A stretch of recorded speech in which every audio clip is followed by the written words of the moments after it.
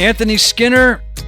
Ian Cron. I am looking at you across a 7-foot teak.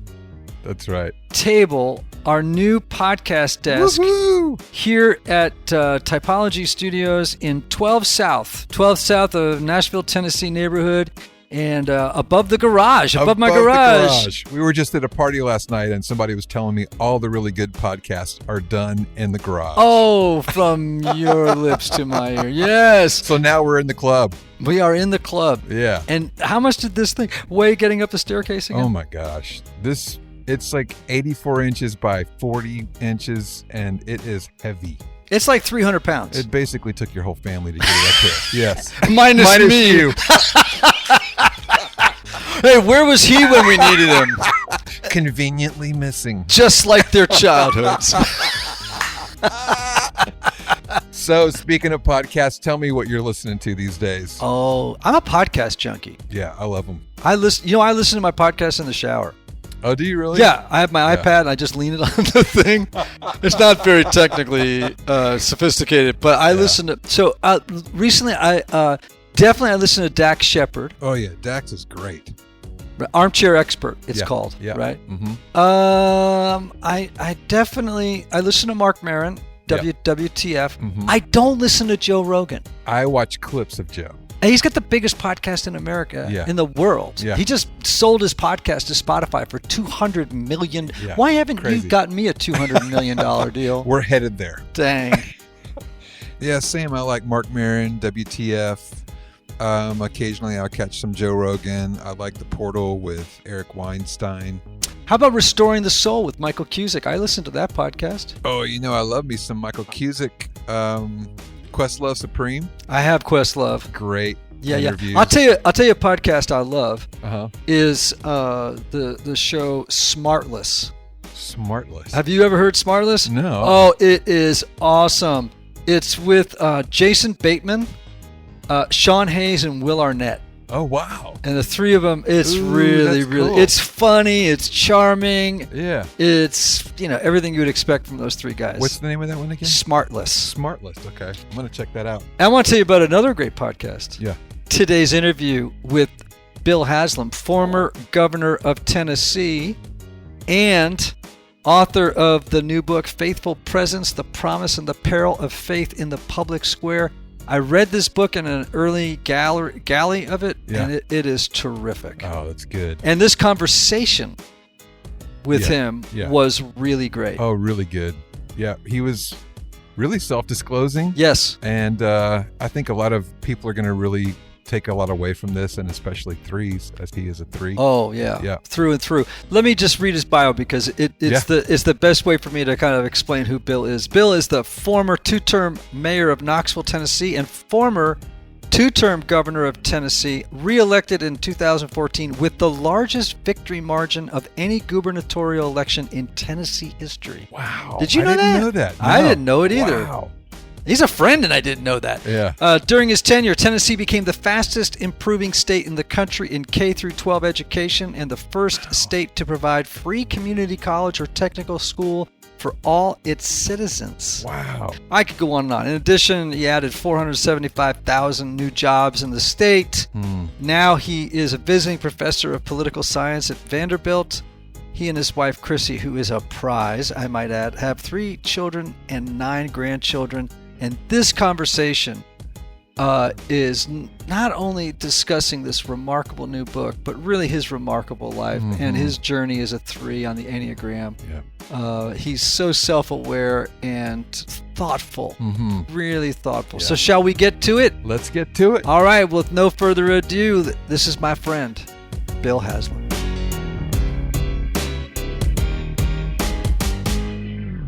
Bill Haslam, Enneagram 3, former mayor of Knoxville, Tennessee, 2-term, former 2-term governor of the state of Tennessee. Welcome to Typology. And longtime friend of Ian. You left out that part. I did. On my resume, that's the top line I put. Way above governor. It is really a great honor to have you and Crissy in our to be lives. It's been a wonderful. That's been one of the highlights of moving to Tennessee is I'm assuming that's why you moved to Tennessee. It is. Okay, good. Yeah, when I knew that you were here, I just up and moved. Up and moved. We keep moving closer and closer, so pretty soon we'll probably just share a home. That's if Ann and Crissy are okay with that. Listen, we're going to get to your Enneagram journey in a minute, but where I want to start is with your new book, Faithful Presence, The Promise and Perils of Faith in the Public Square. Most of all, because I think it's a super important book. Like, I read a ton of books, and I'm, with a fairly critical eye, and periodically I come across books and I go, well, that's not just a good book, that's an important book. Like, that book has to be read.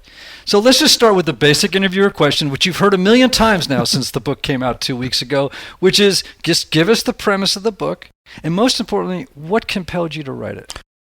Let me start with what compelled me. I spent a lot of time in office dealing with issues that people feel strongly about. And I saw some people who expressed that in great ways and some people who didn't. And I sometimes saw, I compare it to, when you go to a kid's peewee baseball game and parents are screaming at the top of their lungs about a 6-year-old game where they don't even keep score. And you'd see people acting that same way in politics. And one of the things that concerned me is that the people of faith, in my case, Christians, acted the same thing as people who weren't people of faith. They acted the exact same way. And it hurt to see that happen, and also saw how counterproductive it is. So that's why I wrote it. The premise of the book is this, no surprise, we're as a nation, we're at each other's throats. We're pretty evenly divided. People don't think that. They think everybody thinks like I do, but we're kind of a 50-50 country, with a little bit back and forth. And people are mad about it. And they've gone beyond mad to thinking you've got bad motives. Not only are you wrong, but you're wrong for really bad reasons. And that's where I felt like, Christians, believers, people of faith, however you want to term it, like I said, we're just like everyone else. And I think in to me, the hard part of that is why I think that's happening. And I think that's because believers are reacting out of fear, the last thing that we should react out of. If you look at some of the most common admonitions in Scripture, it's do not fear. And I think a lot of Christians look at a world where the culture's changing rapidly, and they think, "Oh man, it's slipping away from us. There's so much at stake here.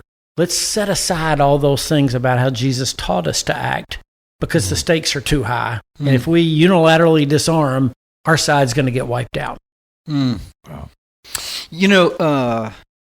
One of the things I've thought about is that, 50 years ago, like my mom and dad were on opposite ends of the political spectrum. Right. My dad was a Bill Buckley conservative, National Review guy, and, my mom was not, and they had you. And they had me, right? Which is actually how I turned out, right? Which is sort of down, a fastball down the middle, right?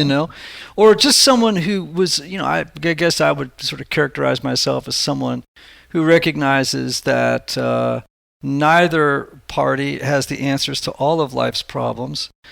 In reality, too, I think to myself, well, actually politics only affects about 10% of my daily life. Right? It's not, basically what consumes me, my children, my work, my marriage, my friendships.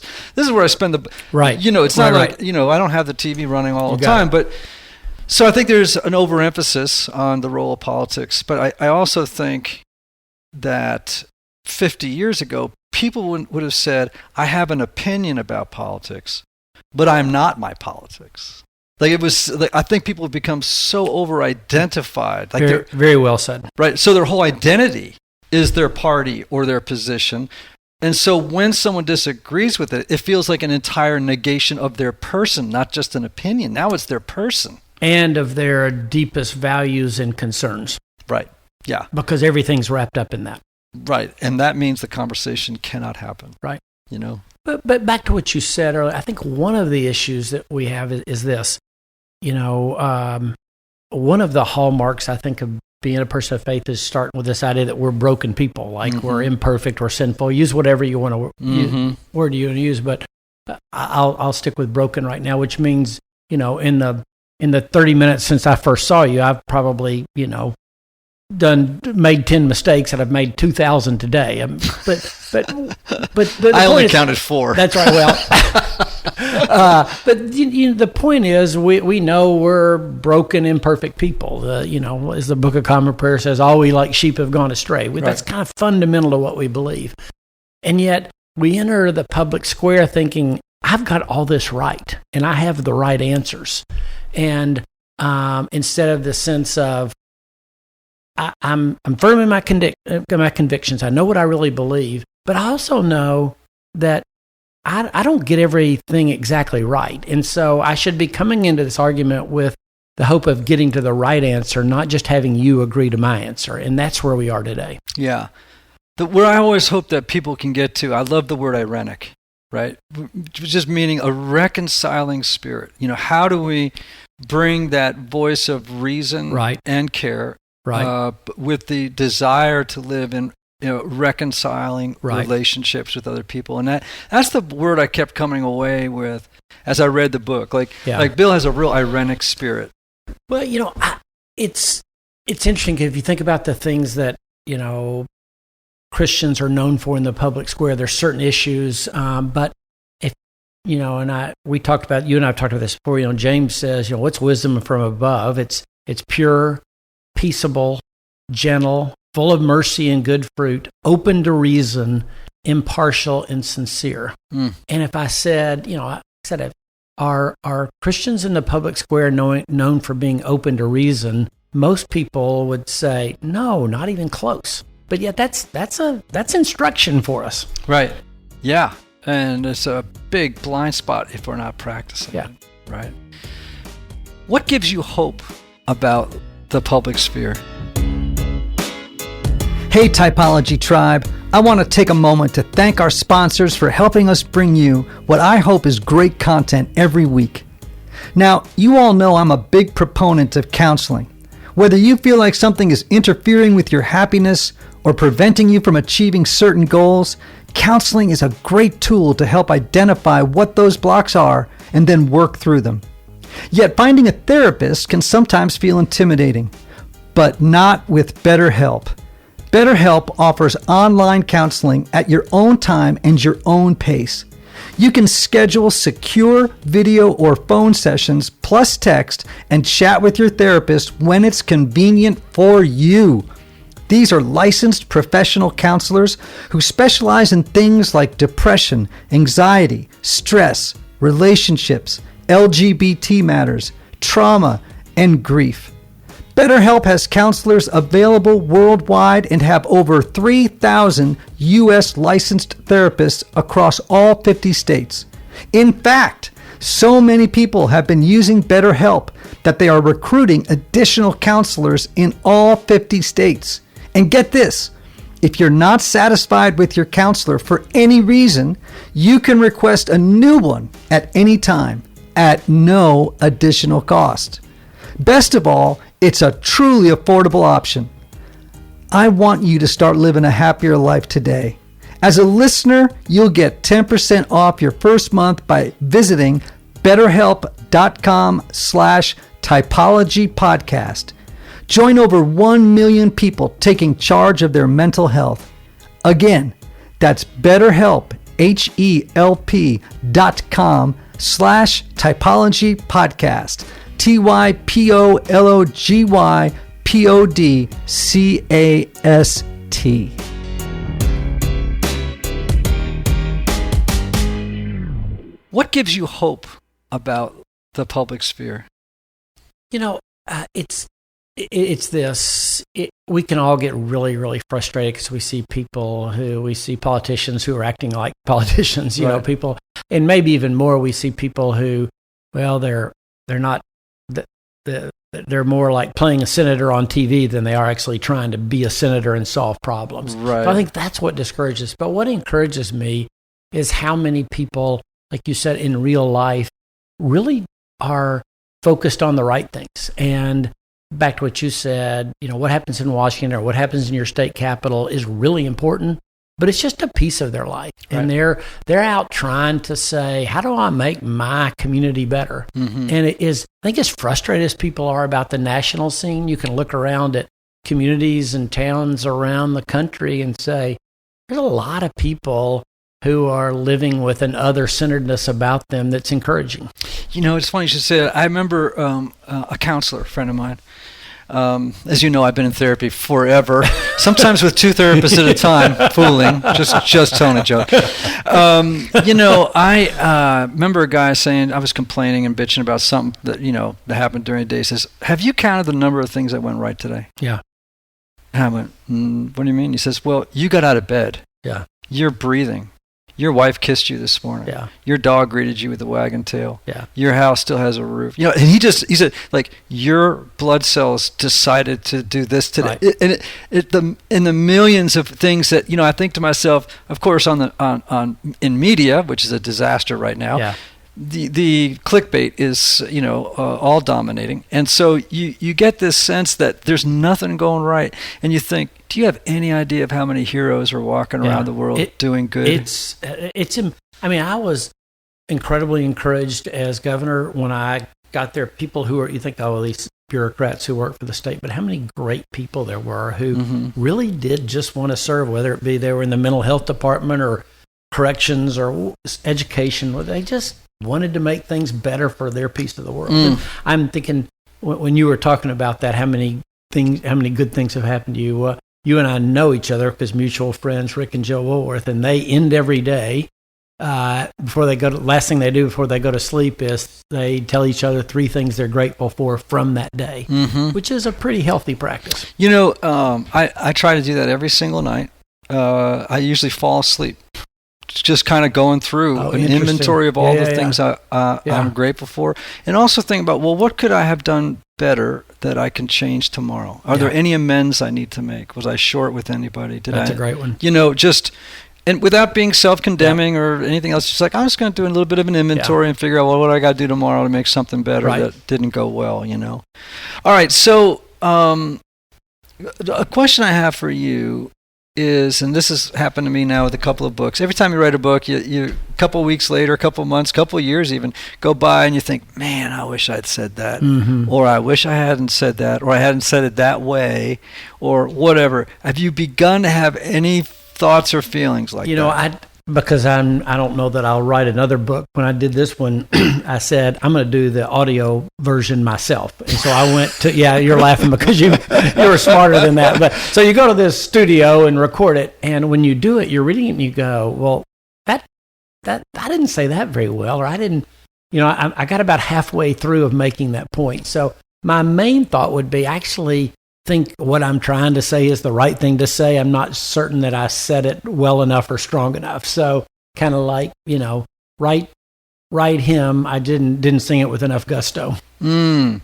So what you're saying is that you were not emphatic enough, or perhaps admonishing enough. Yeah, I wouldn't say I don't do admonishment very well, so I wouldn't say that. But I think just trying to be clear about, here's why this is such a problem, and here's what we can do different. And obviously, I think I've done. I think I did that in the book, but it's more of my problem's more of one of, I wish I'd come on a little stronger at a few points. I know that the January 6th Capitol attack happened after the book was finished, right, that you rushed to do an epilogue. Prologue, yeah. Prologue, I mean, right? And did that moment then make you think, if I'd known this was going to happen, I'd have said this? There you go. I mean, if you think about what led us to that point, where we literally have people trying to break into the Capitol to change the electoral process. Okay, and you can argue about, did everything happen the way it should in an election? But, there had been about 50 courts that had reviewed this and said, no, this is right. And you'd had, the states that were highly contested were Republican states, Georgia, Arizona, and you'd had lots of people say, no, this is, as close as we can get to getting an election right. We got this one right. And yet you had a group of people say, we're going to go try to overturn that electoral process. And you think about what that means and what it says to the rest of the world. And so I was glad I got a chance to come back to add to the prologue of like, how did we get here? And so January 6th did definitely add a point of emphasis about it. Here's how bad the problem is. Well, we say our prayers. We do. We say our prayers, right? But we also engage, and that's the point of the book. I agree with your premise. Most people, in their daily lives, they're worried about getting their kid to soccer practice and their job, etc. But my point also is all this stuff matters. Mm-hmm. Who we elect, not just the decisions they make, but how they carry out government. I mean, you and I have the luxury of not relying on the state or federal government for a lot. You need your driver's license, and there are certain things you need, but you don't rely on a lot of programs. But some people do. Yeah. And so it really matters that those work well and effectively. And all of us as taxpayers should want our government to be effective and use money wisely and where it's needed the most. So all of this stuff really does matter in terms of serving the common good. Mm-hmm. It does, and it should be incorporated and baked into our daily calculations. But again, my great concern is that it's very difficult to have a conversation with anyone that has now so over-identified who they are. Right. At that point, the conversation gets wacky. Yeah, right. And we all of us and all your listeners have friends or family members. Yes. There's something like close to 20% of the country quit talking to a member of their family after the 2016 election. Right. I mean, just totally quit talking to them. And you got it. That was 5 years ago. You know, the heat's only been turned up since then. Yeah. Yeah. Oh, absolutely. So I have a question for you. That someone actually, we went to you did a book reading the night at Donald Miller's house. It was a wonderful, wonderful night. Don's a great guy, supporter of yours. And he, did a super job, and afterwards a mutual friend of ours said to me, I want to have these ironic kind of conversations, if I can use that word again, but what if the person's crazy? Like, what if, in other words, what if you're bumping up against, a QAnon sort of mindset that you're like, I can't even, there's so many conspiracies here that I can't even get into it. How do I do it? So two things. One, I mean, the foundational truth, and it's one of the things I talk about in this book is, and believe me, when you run for office and you're out or you're in office, you talk to a lot of people that you leave thinking, oh my. I tell the story in the book that, we were having one of those conversations. We were walking back, and the guy who kind of was with me throughout the campaign, helping assist on everything, and he's whistling a tune, and I'm trying to figure out the tune, and it was, remember the country song, God is great. What was it? God is great, beer is good, and people are crazy. And he's kind of whistling that under his breath because you're kind of like, okay, I'm not sure how to respond. But having said that, my point to this is you do have to start with the idea that this person really is created in the image of God. I mean, that's, like it or not, think the ideas are crazy or not. So you have to start there and really in there too. I think the second thing is realize, like, you're probably with that person. You're not going to talk them out of where they are. So you listen politely and realize that this is not one of those persuadable moments, and you move on. Yeah. Well, I think a lot of people have had to resign themselves to default fallback positions, and are trying to figure out, how do I live in love with this person? And it's in a time that's real challenging, really, really challenging. All right, so we had we've had a couple of good moments when you were governor. We went to the Ryman one night. Anthony, I'd tell you this story. I don't think so. Oh, this is a good story. Hey, Anthony. Hey, Ian. I've been crushing it around the clock on my newest book, right? I know you have. Well, part of my process is researching topics related to my content. Okay. But as you can imagine, there are tons of resources out there. So let me tell you about one of my ultimate life hacks. Oh, come on, please tell us. Okay, it's called Blinkist. All right. If you haven't heard of it, Blinkist takes the best need-to-know content from over 4,000 nonfiction bestsellers and condenses it down into just 15 minutes that you can read or listen to. I like Blinkist, and I'll tell you why. because it quickly gives me the main points of a book, which helps me evaluate which books I want to make time to read in full later, and which ones to prioritize now for the projects I'm working on at the moment. And since Blinkist works on my phone, my tablet, or a web browser, I use it anywhere, whether I'm traveling, making breakfast, working out, man, you name it. I like it. I've listened to, and I really highly recommend, Daniel Nettles' book, Personality, and Michelle Obama's book, Becoming. I love both of them. You can even read or listen to the key takeaways from The Road Back to You by yours truly. Oh, yeah. I like that with Blinkist, you get unlimited access to read or listen to a massive library of condensed nonfiction books. All the books you want, and all for just one low price. Yeah, so check this out. They just unveiled their new audio content format called Shortcasts. Now, you can use Blinkist's Shortcasts to quickly catch up on podcast episodes you've missed. This is amazing. They present and highlight the key learnings of a podcast episode through a specially designed audio format lasting around 15 minutes. And right now, Blinkist has a special offer just for our audience. Go to Blinkist.com/typology to start your free 7-day trial and get 25% off of a Blinkist premium membership. That's Blinkist, spelled BLINKIST, Blinkist.com/TYPOLOGY to get 25% off and a 7-day free trial. Blinkist.com/typology. You know, we've had a couple of good moments when you were governor. We went to the Ryman one night. Anthony, I'd tell you this story. I don't think so. Oh, this is a good story. So Bill and Crissy said, hey, why don't you come on over to the governor's mansion first, and then we'll just drive over in our car, right? So we go over there, and of course they got one of those, those black Suburbans. That's right. You see them around. They usually have a country star in them. Out here on 12 South or somewhere like that, right? And so we go over there, and not only do we get to go in the car with the governor and his wife with his security detail in the car, but a car in front, and what do you call that car behind again? Chase car. Chase car behind us. All of them have lights going and stuff. Like, we didn't stop at a light, bro. I'm talking on Broadway. We didn't stop at a light on Broadway. Like, people that ran out of the street. It's been a rough adjustment back to real life. We're going to get to that. So and then they pull up into the special governor spot outside the Ryman, and they usher. No, what line? This guy didn't see a line for 8 years. We get inside. They take us inside, and then they put us in an elevator so we don't, we're not walking through crowds, and they take us up to the best seat. I thought I had good seats. I invited him to the dang show.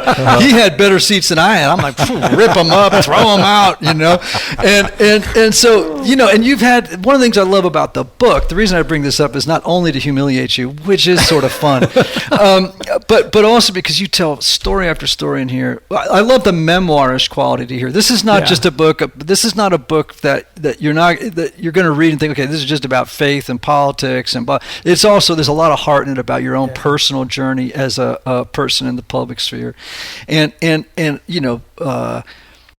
for example, you tell the story about the portraits. Tell me about the transition from a public person to being an ordinary citizen is pretty big. It's not just big; it's fast. Right. It's like you 1 second you're the governor and you can pardon people and appoint people to boards, and you have a $40 billion state budget, and literally the next second you're not.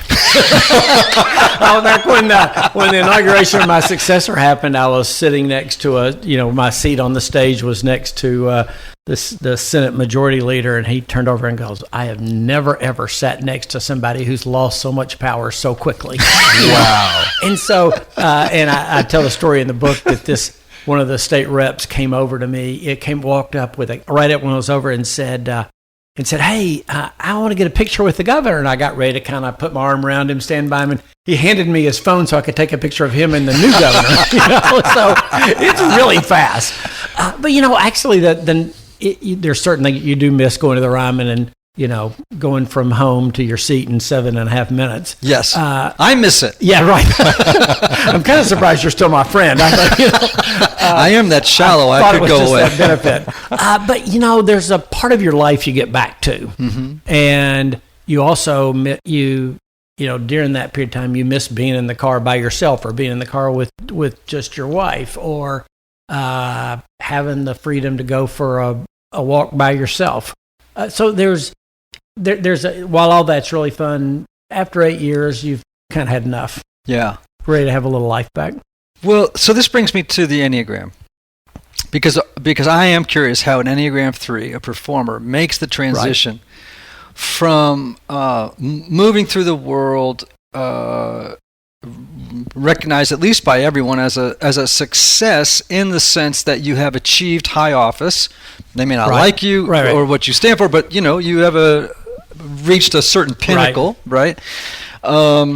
We know that Enneagram 3s, in, let's say, an unhealthy, not very self-aware place, are people who have a need to succeed. And we know people like this. We know a ton of them, right? Have a need to succeed, to appear successful, and to avoid failure at all costs. This would be a hard transition.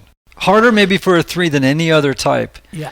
Actually, I'm going to go back before the transition. What's really hard, if you think about it, for a 3 is running for office. Mm-hmm. Because it's so visible and so vulnerable. There's not a second prize ribbon. You either win or you don't. Mm. And if you're somebody that succeeding matters a lot to, then you're either going to succeed or not in front of a whole lot of people. Mm. And when I first ran for mayor back in 2003, it got to me. I mean, in a way that I'm almost embarrassed to admit. Yeah. I mean, I was, the Bible tells us to be anxious for nothing, but I was anxious for about a year. Yeah. And then when I ran for governor the first time, again, about the same thing. And I don't think I really understood I definitely wasn't thinking in terms of 3s, et cetera, at the time, but in hindsight, I think it was that. I think it's somebody that has that need to succeed and realizes that may or may not happen here. In politics, you don't know, nobody knows. And I think even bigger than the transition out of office was the visibility and vulnerability of running for office that probably affected that negative side of being a 3 more than anything else. Did you realize at some point that, okay, this is revealing, if I can use this phrase, it may sound a little hard, but character defect, right? Or personal issues, okay? That this is aggravating a piece of my essential makeup that needs addressing. Like, have I become over-identified with a particular image, with a successful image or a persona? Any of that stuff? I wish I could say at the time I made those connections. Now I look back and go, yeah, that was revealing something about me that needed to be addressed. And I can see that more in hindsight than I could at the time. But at the time, like I said, both running for mayor the first time and then re-elections are a lot easier than your first elections, but and then running for governor the first time, both of those I think revealed something about me that wasn't healthy, and I knew I was torn up inside, and I couldn't, it took me a while to figure out why it mattered so much to me. How did you process it, though? I mean, did you? I ask everybody this question, so don't feel. Yeah. Have you ever been in counseling? I have, probably not as much as I should have, but.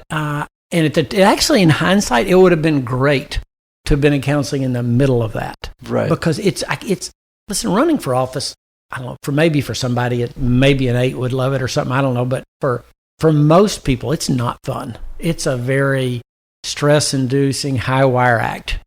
And like I said, part of it is that whole idea of, there's no runner-up trophy. You either win or you go home.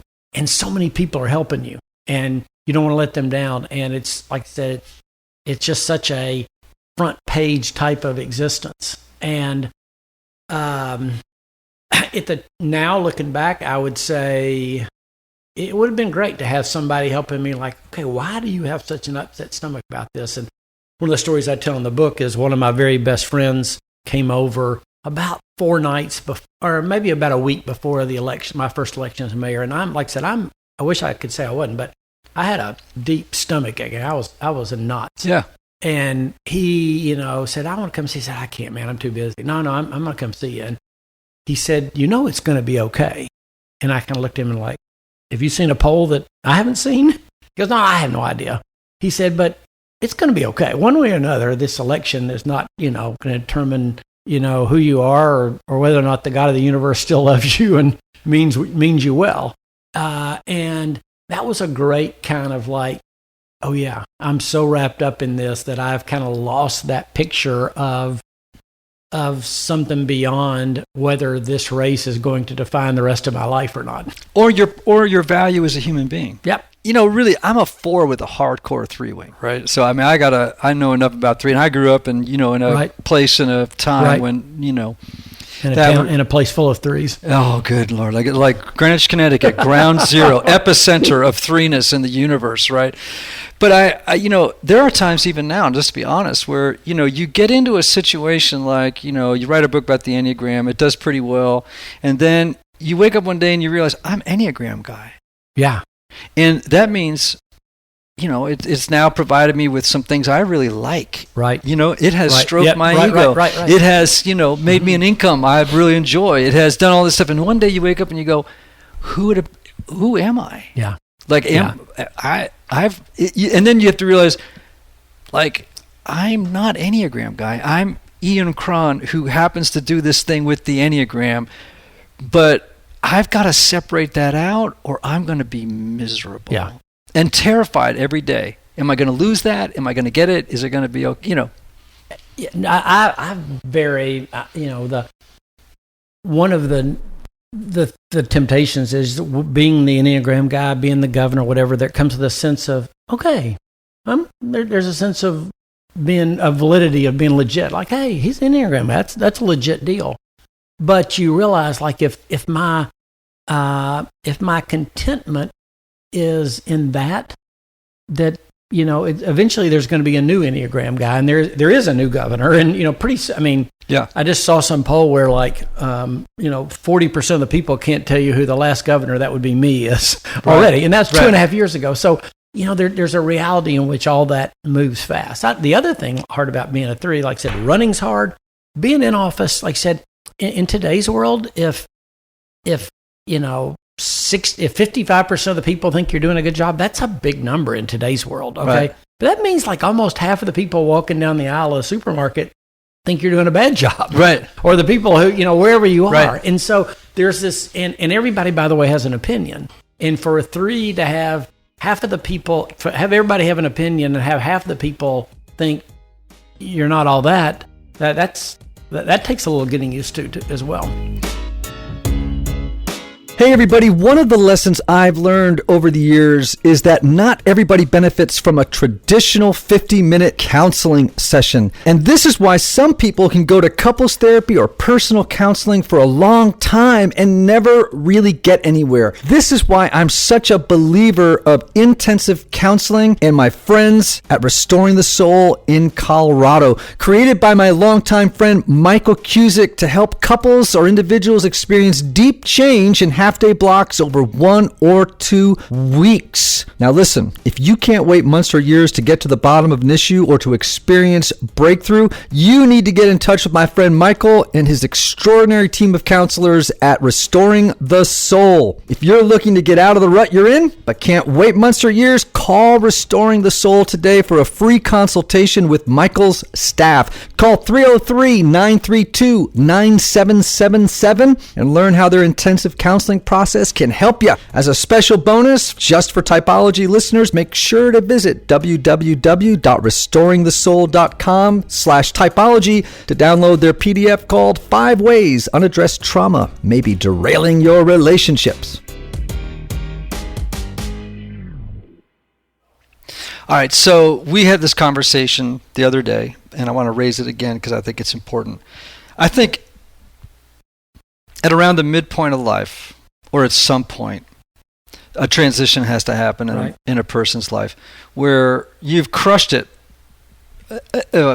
seemingly crushed it in the outer world, right? You are a successful businessman, you've been a mayor, you've been a governor, etc. You are a wonderful human being, a good man. And I mean good not in that not in that shallow sense of the word, but good, I mean the real quality of goodness. I mean, that's something Annie and I have spoken about oftentimes that we've come home after being with you guys, is that, the two of you are good people. Like really fine souls. I'm drafting off of Crissy's wake there. But well, however it goes, it is true. So, I mean, I guess my question is making the transition from that to turning, and I think this is important, turning the focus inward, turning your attention toward matters of the soul, toward the development of your heart, and have you made that turn? And are you? If so, what work are you doing in that area of your life? So it's been interesting. Like I said, literally, I meant what I said. The world moves on really fast, and so there is an adjustment. I think and for me, this, being the 2.5 years since I've gotten out of office, in some ways has been the time of the best growth. And I realize, when you get in that world and it's moving so fast, you realize how kind of how self-centered you are. You realize like, oh, wow, yeah, I forgot, had my shoulder replaced about 6 weeks ago. And I remember like, oh yeah, I remember 2 or 3, and I thought that feels like a big deal. I remember 2 or 3 people in my world who had joints replaced while I was, in the middle of that. And I think I might have asked about it once or twice. So, you realize just how myopic you become in that. And so working through that. And then I think the second question is this. There's a certain, when you're on the backside of something, there's a certain contentment that comes. And one of the questions I've had to ask myself is, would I have that same contentment if I had lost? If I had run for mayor and lost, and none of that ever happened, or run for governor and lost, or if you weren't the Enneagram guy, whatever it is, I have to ask myself, is my contentment built on the fact that, at that point in time, you happen to get more votes than whoever you were running against, which is, a pretty circumstantial situation. Boy, it's a struggle for me. I'm just going to be honest and say, there are some days I get up and I think to myself, my self-esteem has gotten way too tethered to what I do. Yeah.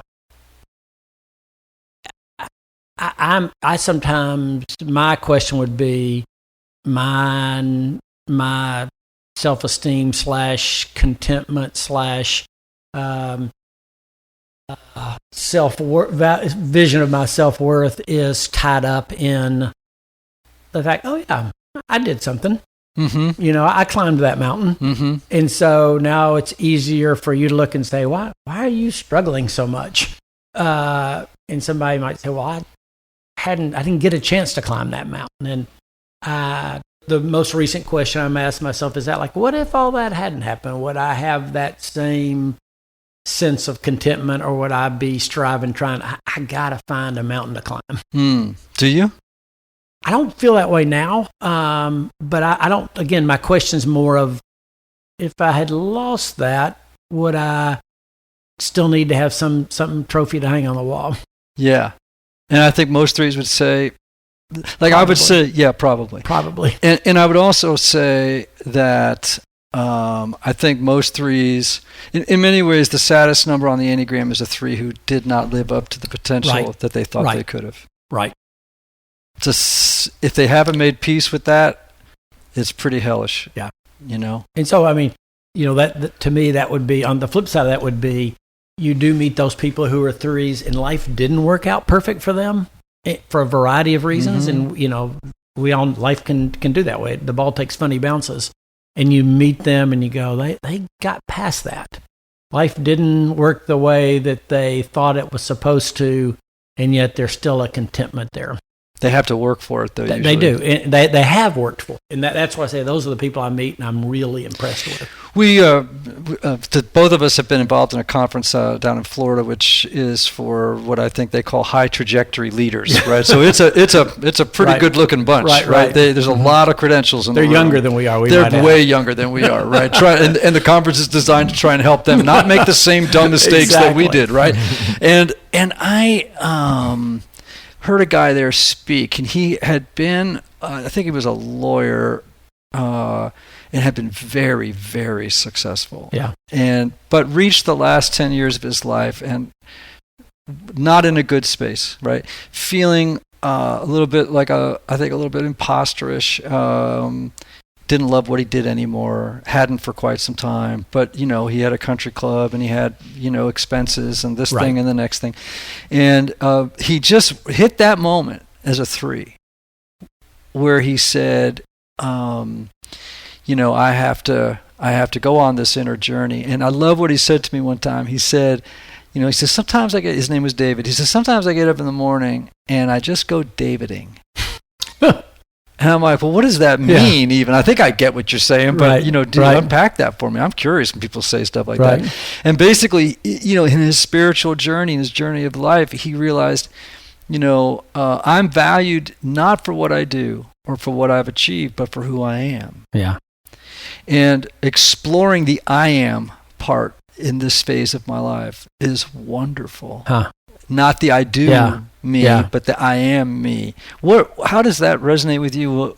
Where are you on that journey? One of again, when you were saying, do you miss, the troopers dropping you off at the front door of the Ryman? And so there's a trade-off. The trade-off is there's just so much more space in your life. Right. And I don't know how to describe that any other way, which allows you to think about things. I mean, I can get up in the morning and, sit in my chair overlooking, we live in Knoxville and you can see the Smoky Mountains from my den. And I can sit there in my den and think about things and write in my journal for much longer than I did when I lived in the governor's residence. Mm-hmm. And I think for me, that's just opened up the ability to think about things. And some of those are things like that you just realize I just missed. I just missed as I was pushing about being a full agenda 3.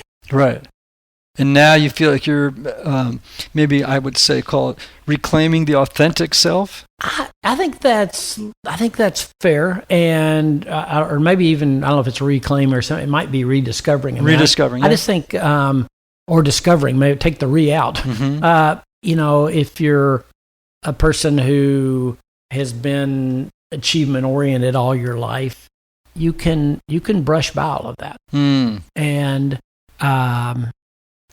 I think being out of office and having that behind me has made it, like I said, I just don't know a better word than it's opened up space to spend some time thinking about that and trying to dig into that a little more than I historically have. So before I move on to this next question, I want to ask you this one. What are you reading right now, or what have you seen that has not just been satisfying on an intellectual level, but has sort of deeply moved you maybe in some way, some realization, some line from it where you're like, wow, that hits me at sort of a really deep place? I'm trying to think. I don't know that I have something that I'm reading, that I've read right now that comes to mind like that. I'll be honest with you, a lot more of that is conversations that I have with either Crissy or my kids, and I realize how much I'd gotten in the habit of having a purposeful but efficient conversation. And my son even grabbed me one time in the middle of a Thanksgiving celebration of my whole extended family, and he goes, "You realize you're doing it, don't you?" I go, "What?" And he goes, "Every person you talk to, it's like you have a calculated time you're going to talk to them and you're going to move on." And I wanted to go, "No, I don't." And I realized, yeah, I do. And I'm still getting over that. I mean, I was in a conversation yesterday with somebody who was going through something really hard with a family member, and I realized, like, I was moving that conversation toward completion more than I was toward seeing if there was a way I could help. Now, Anthony, are you hearing this? Because this is huge, right? This is when I hear threes talking like this, I go, oh, this is so great.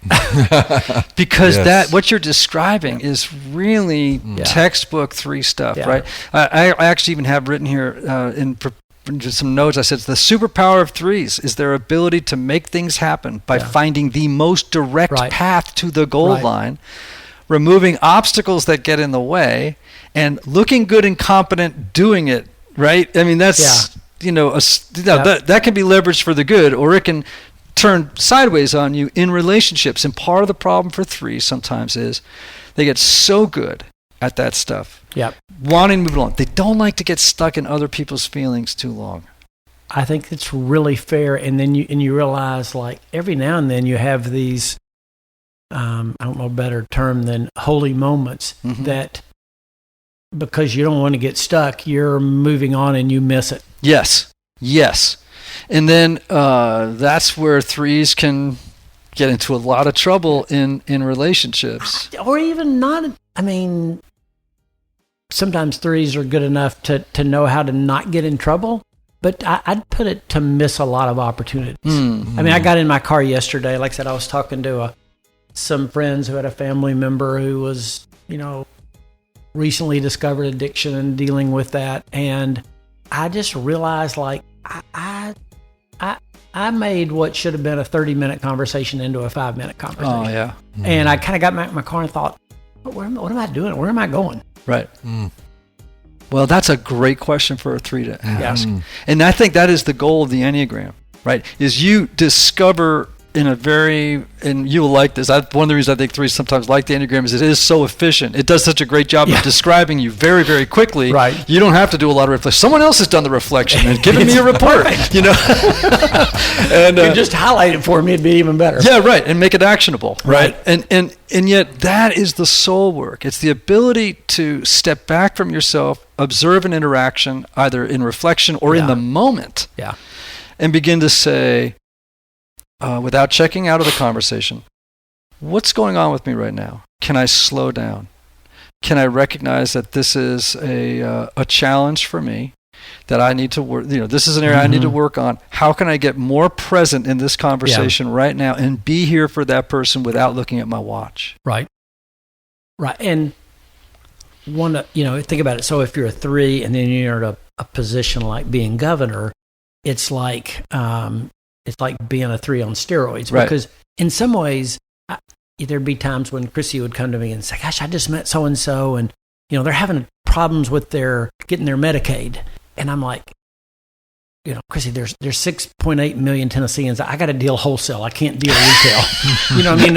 If I deal with everybody's Medicaid, I just literally can't do it. And that's actually right. I mean, you can't. You literally can't take every phone call. You can't do that. But there's a sense in which that also leads to a callousness that you're realizing, like, okay, well, here's the big picture on that. We're spending, umpteen $1 billion on that, and we're getting this much reimbursement from the federal government, et cetera, et cetera, et cetera, and here's how it works.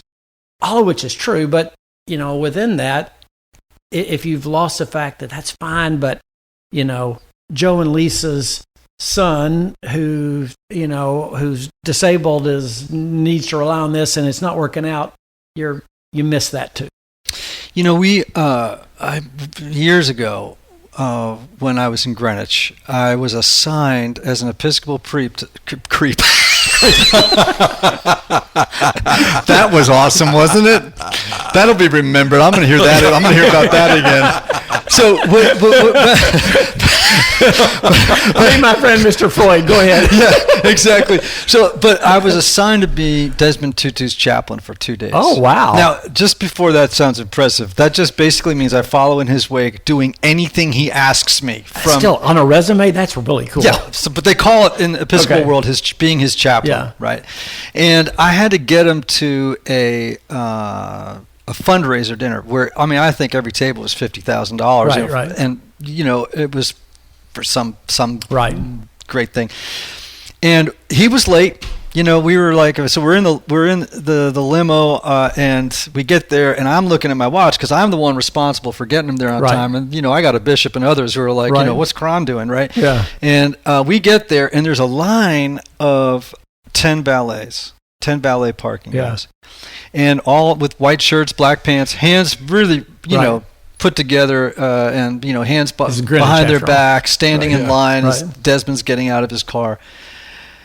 And he goes up to the first guy in the line, and he takes him by the hand, and he doesn't stop holding your hand. I mean, Desmond Tutu, I'm just telling you, once he's got your hand, you're there. He doesn't shake his hand and let it go, right? And he's got both of his hands holding this guy's hand, and he's like, tell me your name. Do you have children? What are their names? How old are they? You literally, right? And then I'm thinking, okay, he goes to the next guy. And then the next guy. We went all the way down the line. And it was like another 30 minutes before we got inside. And I'm like, shrugging my shoulders like, I'm not in control of what a Nobel Prize winner wants to do for the next 30 minutes, right? But what was so moving about it is he didn't miss a person. Yeah. You literally would watch him. He didn't miss a person en route to the thing. Right. Right. I found that so amazing. And a great model. I mean, and I missed a lot of people along the way, and still have to work at not missing people. Back to your analogy, not missing people. Yeah. Well, I think that's a great thing, though, for a three to self-observe and then say, I got to work on it. I got to work on Lots of work. All right, everybody. Faithful presence, the promise and the peril of faith in the public square. My good friend, former governor of Tennessee, Bill Haslam, a remarkable soul. And I'm not blowing smoke here. I am a fan. I am a fan, and of you and of Crissy, of your kids, of your life, and all the things that you've accomplished. And I like you for who you are, not for what you've done. Well, I appreciate it. And back at you. You've been a great friend to us and help to our family. And the last one year, our whole family read The Road Back to You, and we literally had some of the best family discussions we've ever had. So you've helped our family way more than we've done for you, I assure you. Well, hey, everybody, I want you to, again, check out Faithful Presence, The Promise and the Peril of Faith in the Public Square by Bill Haslam, available, obviously, on Amazon, Barnes & Noble, wherever fine books are sold. And I want you to also... And not so fine books. Yeah. And I want you to follow Bill on Twitter, at Bill Haslam, Haslam, on Instagram, at Bill Haslam, and on Facebook, at Team Haslam. Been a great conversation. You're a fine soul. Anthony, as always. Yes. You too are a fine soul. Thank you, brother. Same to you. Even though you're a 4. With you. I was gonna say. Hold on a minute. It's true. It's true. We'll have to live with that. Typology listeners, remember these words. May you have love. May you have joy. May you have peace. May you have healing. May you have rest. Until next time.